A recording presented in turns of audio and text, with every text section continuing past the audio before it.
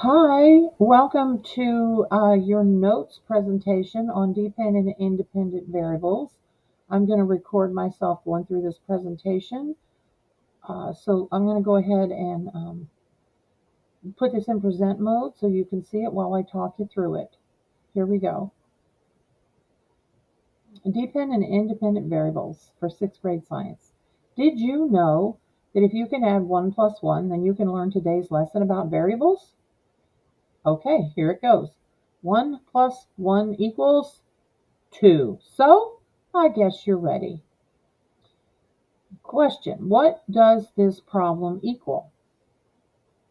2 plus blank equals what? If you're yelling, well, that depends, then you're right. What this equals depends on what number I put in the blank space. So, if I do 2 plus 2, it equals 4. But if I do 2 plus 4, it's going to equal 6. And if I do 2 plus 50, it's going to be 52. In every example, we changed one number and it affected the answer. Therefore, the answer depended on the number that we changed. Your question, obviously, is what on earth does this have to do with science? Variables are used in math and science, and a variable is something that can be changed. In our math problems, the numbers we changed were called variables, and a control is something that does not change. So in our math problems, the number we decided not to change could be called a control. You get rid of that. There we go. Science experiments use 3 different kinds of variables. We have independent variables, which is the one factor changed by the person doing the experiment. We use dependent variables, which is the factor that we are measuring in the experiment. And we do controlled variables, which are all the factors that stay the same. If you think about our flying fuzzies yesterday, if you changed one thing, it changed the way the fuzzies flew. So the thing you changed was your independent variable. Maybe you made the wings, the ears shorter. The dependent variable then would be how that changed the way it flies. So we would be measuring how it flies. And the controlled variables were all the things that stayed the same. Maybe you left one paperclip on, left the cheeks wide, all the things you did not change, those are the controlled variables.